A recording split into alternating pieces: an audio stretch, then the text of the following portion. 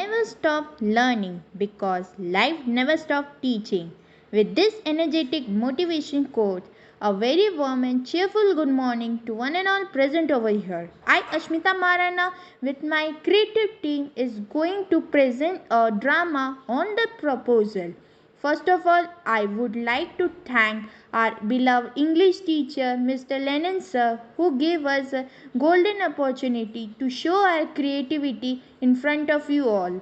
So, I would like to tell you the characters present in the drama are Stephen Stefanovich Chovuko, a landowner, Natalie Stefanovna, his daughter, 25 years old, Ivan Vasilievich Lombo, a neighbor of Choboko, a large and hearty but very suspicious landowner.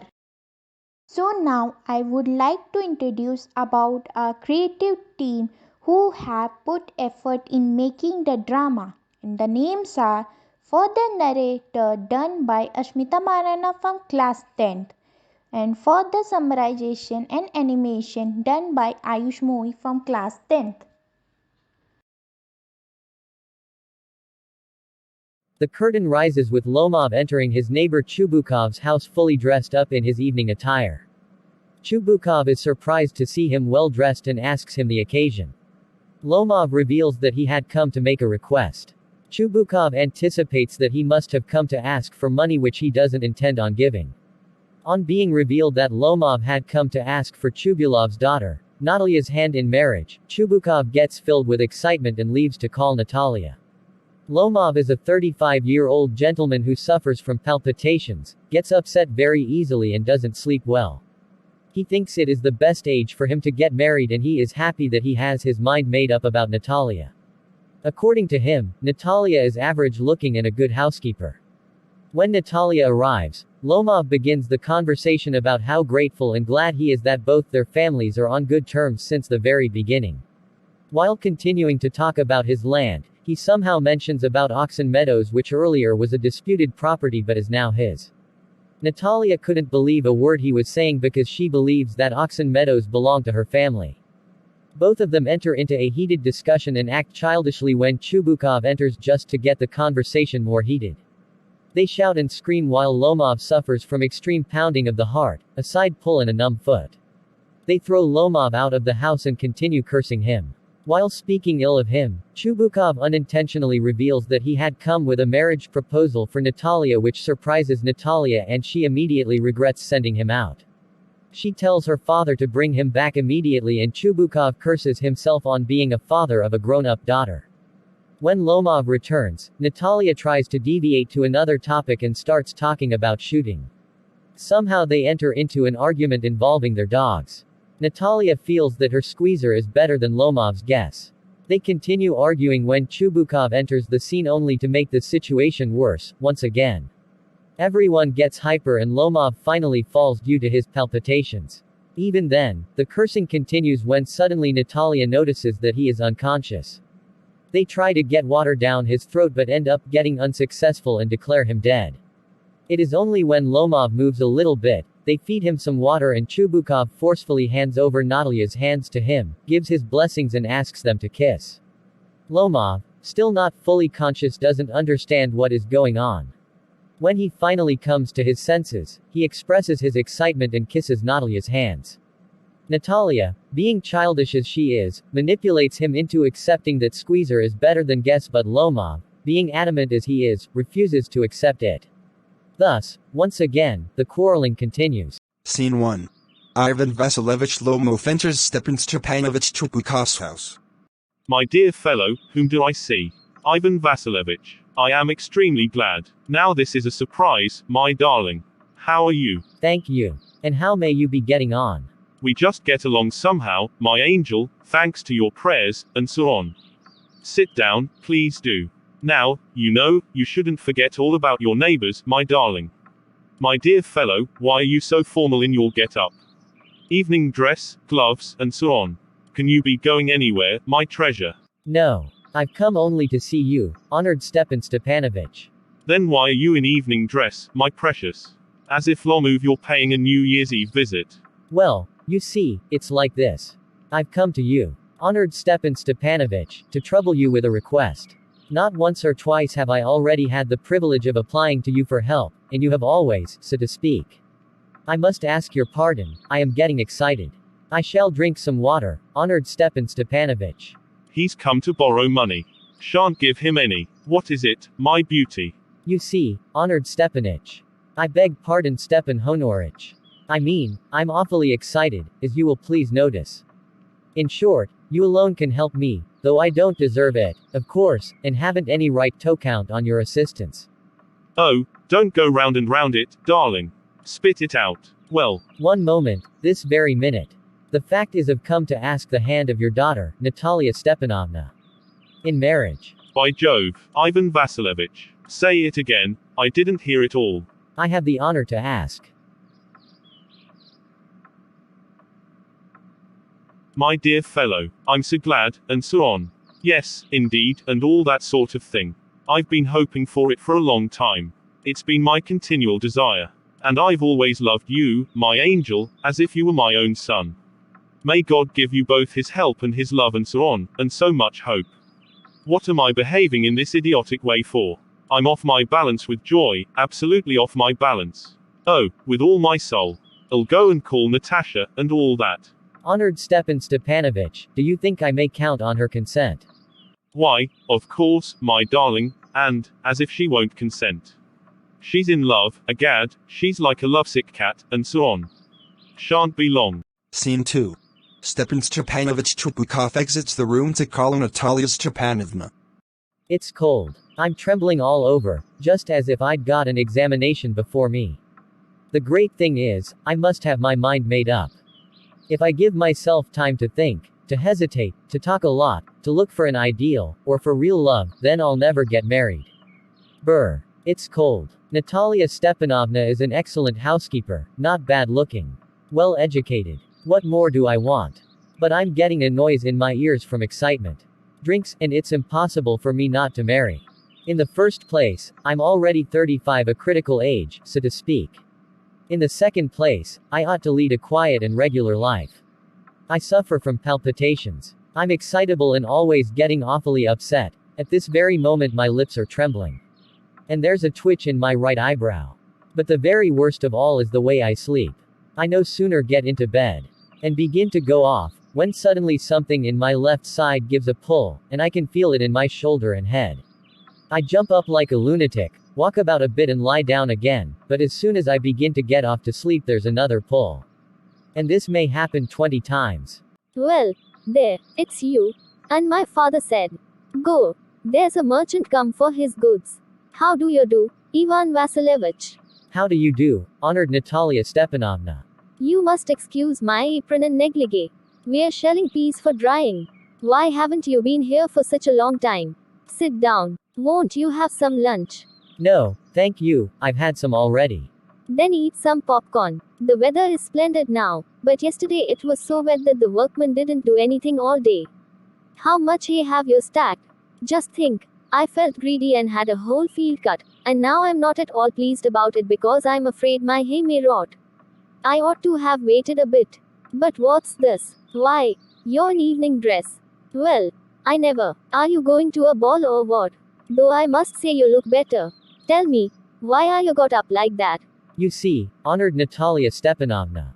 The fact is, I've made up my mind to ask you to hear me out. Of course you'll be surprised and perhaps even angry, but it's awfully cold.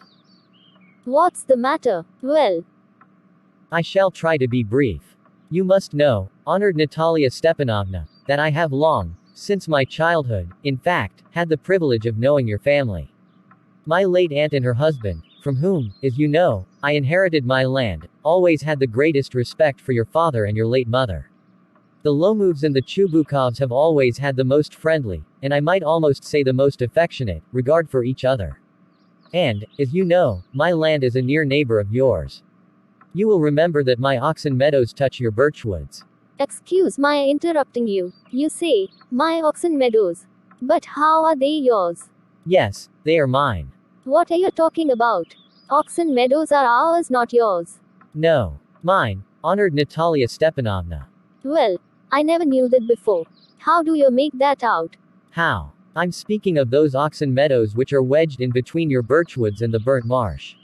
Yes, they're ours. No. You're mistaken, honored Natalia Stepanovna, they're mine. Just think, Ivan Vasilievich. How long have they been yours? How long? As long as I can remember. Really? You won't get me to believe that. But you can see from the documents.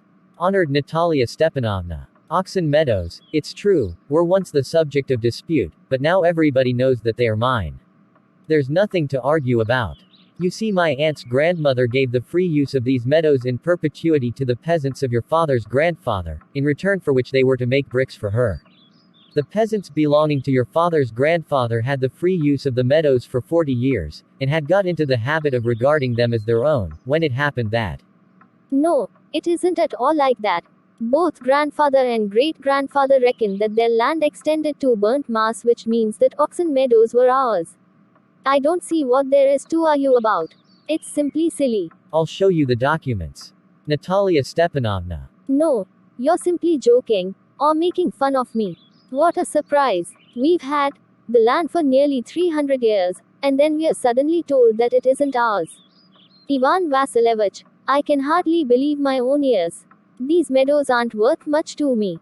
They only come to 5 desatins, and are worth perhaps 300 rubles, but I can't stand unfairness. Say what you will, I can't stand unfairness. Hear me out. I implore you. The peasants of your father's grandfather, as I have already had the honor of explaining to you, used to bake bricks for my aunt's grandmother. Now my aunt's grandmother, wishing to make them a pleasant. I can't make head or tail of all this about aunts and grandfathers and grandmothers. The meadows are ours, that's all. They are mine. Ours. You can go on proving it for 2 days on end. You can go and put on 15 dress jackets, but I tell you, they're ours, ours, ours. I don't want anything of yours, and I don't want to give anything of mine. So there. Natalia Stepanovna, I don't want the meadows, but I am acting on principle. If you like, I'll make you a present of them. I can make you a present of them myself, because they're mine. Your behavior, Ivan Vasilievich, is strange, to say the least. Up to this we have always thought of you as a good neighbor, a friend. Last year we lent you our threshing machine, although on that account we had to put off our own threshing till November, but you behaved to us as if we were gypsies. Giving me my own land, indeed. No, really, that's not at all neighborly. In my opinion, it's even impudent, if you want to know. Then you make out that I'm a land grabber. Madam, never in my life have I grabbed anybody else's land, and I shan't allow anybody to accuse me of having done so. Oxen meadows are mine. It's not true. They're ours. Meadows are always mine. It's not true. I'll prove it. I'll send my mowers out to the meadows this very day. What are you saying? My mowers will be there this very day. I'll give it to them in the neck. You're there. Oxen meadows are mine. You understand. Mine. Please don't shout. You can shout yourself hoarse in your own house, but here I must ask you to restrain yourself. If it wasn't, madam, for this awful, excruciating palpitation, if my whole inside wasn't upset, I'd talk to you in a different way. Oxen meadows are mine. They are ours. They are mine. They are ours. They are mine. Scene 3. Steppens Stepanovich Chupukov enter the room. What's the matter? What are you shouting for? Papa, please tell this gentleman who owns oxen meadows, we or he. Darling, the meadows are ours. But, please, Stepan Stepanovich, how can they be yours? Do be a reasonable man.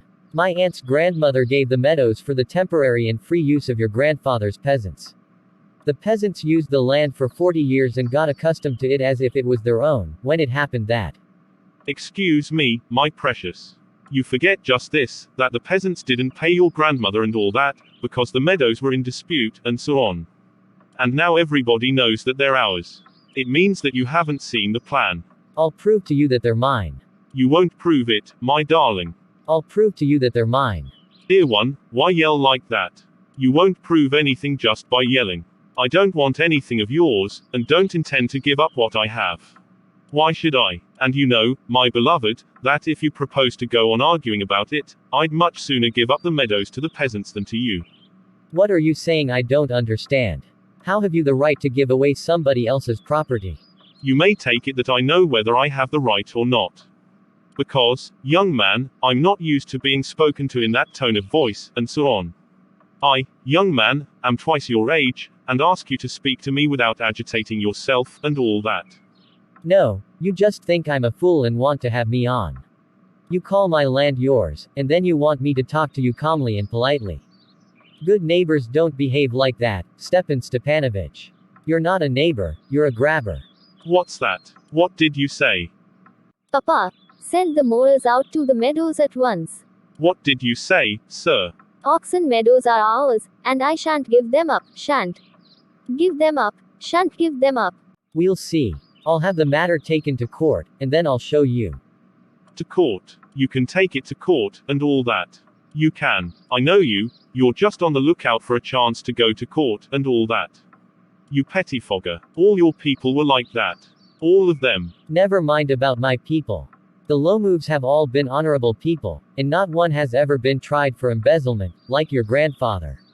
You Lomovs have had lunacy in your family, all of you. Scene 4. Ivan Vasilievich Lomov's situation worsened. Stepan Stepanovich Chupukov and Natalia Stepanovna starting cursing Lomov. All.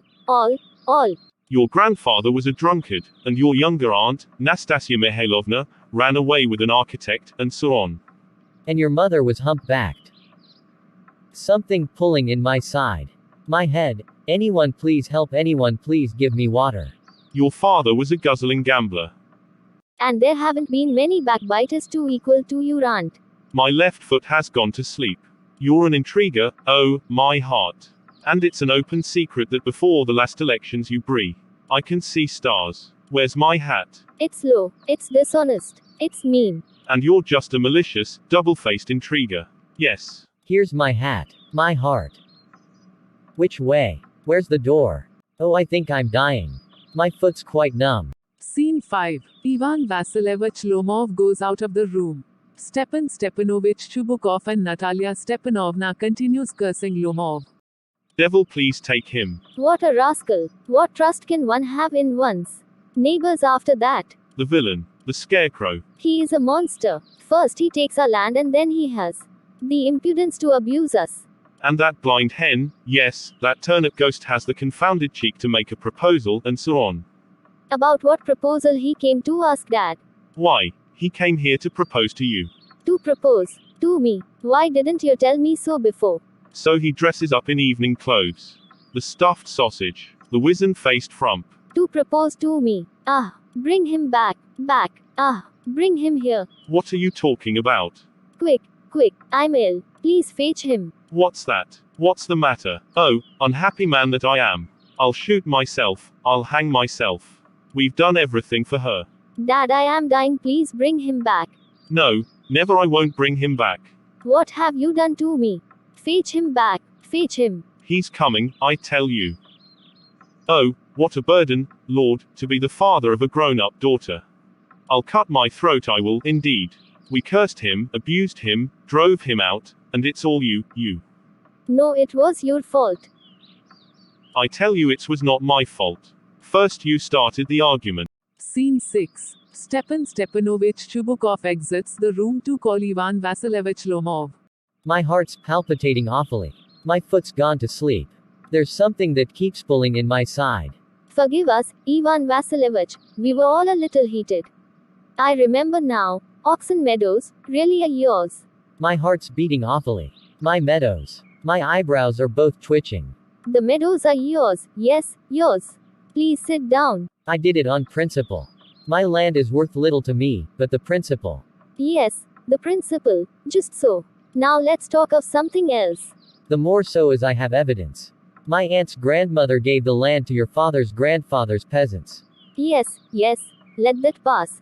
I wish I knew how to get him started. Are you going to start shooting soon? I'm thinking of having a go at the blackcock, honored Natalia Stepanovna, after the harvest. Oh, have you heard? Just think, what a misfortune I've had. My dog Guess, who you know, has gone lame. What a pity. How it had happened. I don't know. Must have got his leg twisted or bitten by some other dog. My very best dog, to say nothing of the expense. I gave Mironov 125 rubles for him. It was too much, Ivan Vasilievich. I think it was very cheap. He's a first-rate dog. My father gave 85 rubles for his squeezer, and squeezer heaps better than guess. Squeezer better than guess. What an idea. Squeezer better than guess. Of course he's better. Of course. Squeezer is young, he may develop a bit, but on points and pedigree he's better than anything that even Mr. Volchanetsky has got. Excuse me, Natalia Stepanovna, but you forget that he is overshot, and an overshot always means the dog is a bad hunter. Overshot, is he? The first time I hear it. I assure you that his lower jaw is shorter than the upper. In the first place, our squeezer is a thoroughbred animal. The son of harness and chisels, while there's no getting at the pedigree of your dog at all. He's old and as ugly as a worn-out cab horse. He is old, but I wouldn't take 5 squeezers for him. Why? How can you? Guess is a dog. As for squeezer, well, it's too funny to argue. Anybody you like has a dog as good as squeezer. You may find them under every bush almost. 25 rubles would be a handsome price to pay for him. There's some demon of contradiction in you today, Ivan Vasilievich. First you pretend that the meadows are yours. Now, that guess is better than squeezer. I don't like people who don't say what they mean, because you know perfectly well that squeezer is 100 times better than your silly guess. Why do you want to say he isn't? I see, Natalia Stepanovna, that you consider me either blind or a fool. You must realize that squeezer is overshot. Why talk rot? It's awful. It's time your guess was short. And you compare him with squeezer. Excuse me, I cannot continue this discussion, my heart is palpitating. I've noticed that those hunters are you most who know least. Madam, please be silent. My heart is going to pieces. Shut up. I shan't shut up until you acknowledge that squeezer is 100 times better than your guess. 100 times worse. Be hanged to your squeezer. His head, eyes, shoulder. There's no need to hang your silly guess, he's half dead. Already. Shut up. My heart's bursting. I shan't shut up. Scene 7. Stepanovich Chubukov enter the room. What happened now? Why are you shouting now? Dad, tell us truly, which is the better dog, our squeezer? Or his guess? Honored Stepanovich, I implore you to tell me just one thing. Is your squeezer overshot or not? Yes or no? And suppose he is. What does it matter? He's the best dog in the district for all that, and so on. But isn't my guess better? Really, now? Don't excite yourself, my precious one. Allow me. Your guess certainly has his good points. He's purebred, firm on his feet, has well-sprung ribs, and all that. But, my dear man, if you want to know the truth, that dog has 2 defects. He's old and he's short in the muzzle. Excuse me, my heart. Let's take the facts. You will remember that on the Marusinsky hunt my guess ran neck and neck with the Count's dog, while your squeezer was left a whole verst behind. He got left behind because the Count's whipper hit him with his whip. And with good reason. The dogs are running after a fox, when squeezer goes and starts worrying a sheep.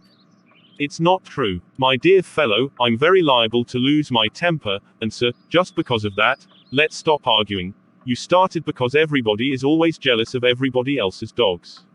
Yes, we're all like that. You too, sir, aren't blameless. You no sooner begin with this, that and the other, and all that. I remember everything. My heart. My foot's gone to sleep. I can't. My heart, what sort of a hunter are you? You ought to go and lie on the kitchen oven and catch black beetles, not go after foxes. My heart. Yes, really, what sort of a hunter are you, anyway? You ought to sit at home with your palpitations, and not go tracking animals. You could go hunting, but you only go to argue with people and interfere with the dogs and so on. Let's change the subject in case I lose my temper. You're not a hunter at all, anyway. And are you a hunter? You only go hunting to get in with the Count and to intrigue. Oh, my heart. You're an intriguer. What? I am an intriguer. Shut up, Ivan Vasilievich. Intriguer. Ivan Vasilievich. Boy, you're a pup. You are an old rat. Shut up or I'll shoot you like a partridge. You are full. Everybody knows that. Oh, my heart. Your late wife used to beat you. My feet. Temples. Sparks. Where am I? There. My heart's burst.